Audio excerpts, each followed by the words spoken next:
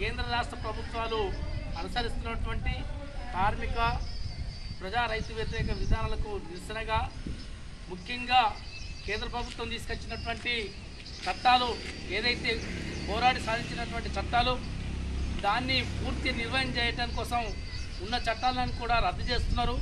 కాబట్టి కేంద్ర ప్రభుత్వం ఇప్పటికైనటువంటి చట్టాలని వెంటనే పునరుద్ధరణ చేయాలని చెప్పేసి పాత చట్టాలనే అమలు చేయాలని చెప్పేసి డిమాండ్ చేస్తూ ఉన్నాం. ఎందుకంటే 8 గంటల పని దినము ఈరోజు 10 గంటలు 12 గంటలు చేయాలని చెప్పేసి కేంద్ర ప్రభుత్వం చెప్తుంది. అంతేకాకుండా మన రాష్ట్ర ప్రభుత్వం కూడా 282 జీవోను అమలు చేసింది.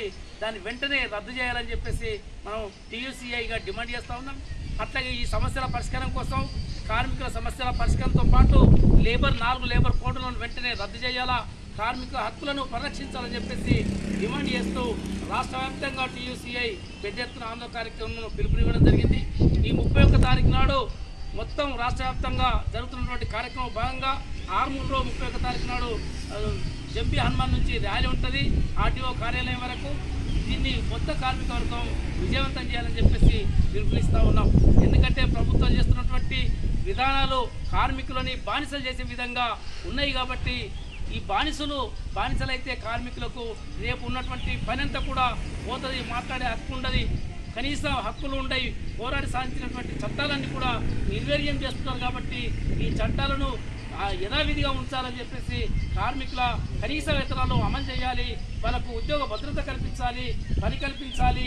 ఈ పిఎఫ్, ఈఎస్ఐ అట్లాగే 9,000 పెన్షన్ కనీసం అమలు చేయాలని చెప్పేసి ఈ కేంద్ర రాష్ట్ర ప్రభుత్వాన్ని డిమాండ్ చేస్తూ జరుగుతున్నటువంటి కార్యక్రమాన్ని 31 తారీఖున జరిగే కార్యక్రమాన్ని విజయవంతం చేయాలని చెప్పేసి టీయూసీఐగా కార్మిక వర్గానికి అందరికీ పిలుపునిస్తూ ఉన్నాం.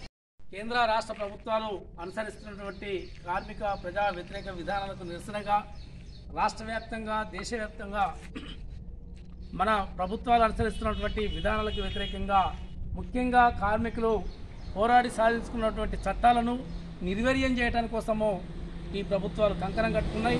ఎందుకంటే 1900 ముందు 139 సంవత్సరాల కింద 8 గంటల పని దినాన్ని కార్మికులు పోరాడి సాధించుకున్నారు. అట్లాగే కనీస వేతనాలు, అనేక విషయాలు, అనేక హక్కులు సాధించుకున్నటువంటి సందర్భంగా అవన్నీ కూడా నిర్వహణ చేయడం కోసము ఈ ప్రభుత్వాలు ఏంటంటే 8 గంటల పని దినాన్ని 10 గంటలు 12 గంటలు చేయాలని చెప్పేసి ప్రభుత్వాలు ఒత్తిడి వేస్తూ ఉన్నాయి. అట్లాగే మన ప్రభుత్వం, రాష్ట్ర ప్రభుత్వం 282 జీవోని తీసుకొచ్చింది.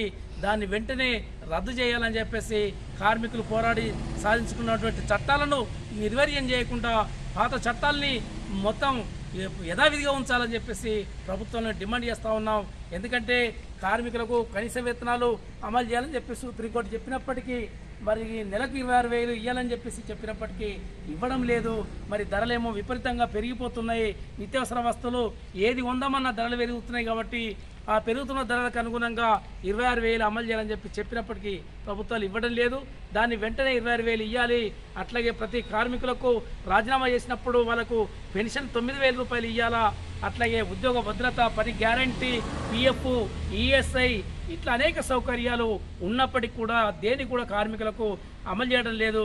కాంట్రాక్టు కార్మికులను కూడా వాళ్ళకు ఎలాంటి పిఎఫ్ సౌకర్యం లేదు, పని గ్యారంటీ లేదు. కాబట్టి కార్మికుల సమస్యల్ని వెంటనే పరిష్కరించాలని చెప్పేసి ఈ నెల 31వ తారీఖు నాడు రాష్ట్ర వ్యాప్తంగా TUCI trade union centre of India union పిలుపునిచ్చింది. అంతటా ఆందోళన చేయాలని చెప్పేసి అందులో భాగంగా ఆర్మూర్లో 31 తారీఖు నాడు పెద్ద ర్యాలీ ఉన్నది. ఈ ర్యాలీని విజయవంతం చేయాలని చెప్పేసి కార్మికులందరూ పాల్గొనాలని చెప్పేసి అందరికి విజ్ఞప్తి చేస్తూ